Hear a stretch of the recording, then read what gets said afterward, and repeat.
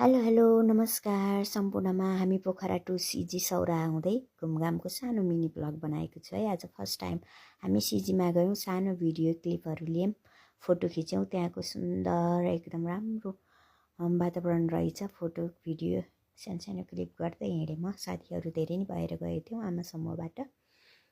त्यहाँको सानो सानो भिडियो गर्दै गयौँ। सिजीको मेन टेम्पल भनेको यही रहेछ।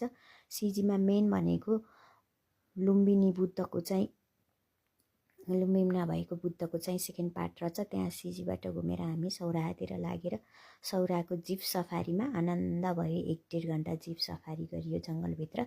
मेन रमाइलो चाहिँ यहाँ भएको थियो है। हामी सफारी गर्दाखेरि त्यहाँ विभिन्न किसिमका जनावरहरू पनि देखियो, तर हामीले सोचे जस्तो देखिएन। बाघहरू हात्तीहरू देखिन्छ कि भन्ने सोचमा थियो, हामी देखिएन है। त्यहाँ पहिलोचोटिमा मृग जस्तै यो के मृग नै भन्दो रहेछ कि होइन, यो देखियो। अनि एउटा भाले पनि देखिएको थियो, बनकुखुरो। अनि त्यहाँ गएर अर्को नाम थाहा छैन मलाई त्यसको, त्यो एउटा सानो के पनि देखिएको थियो। अनि मेन भनेको हामीले मयूर देखेको थियो है। त्यो मयूरको मैले क्लिप लिन बिर्सेछु। मयूर देखेको थियो र अनि त्यसमा मेन पार्ट भनेको अझसम्म मैले गोही देखेको थिएन। त्यो गोहीको क्लिप पनि छुटेछ।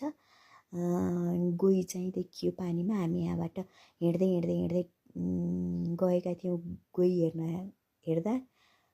हेर्न, तर गोही देखियो एउटा सानो एउटा ठुलो। त्यो बिचमा कति राम्रो सुन्दर फुल पनि रहेछ। मैले सानो क्लिप बनाएँ।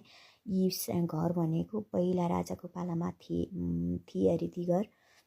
अहिले पुराना भएर सबै भत्किसकेको रहेछन्। अनि फेरि हामी फर्कियो जङ्गल सफारी गर्दै अनि गर्न आउँदाखेरि यसको मैले नाम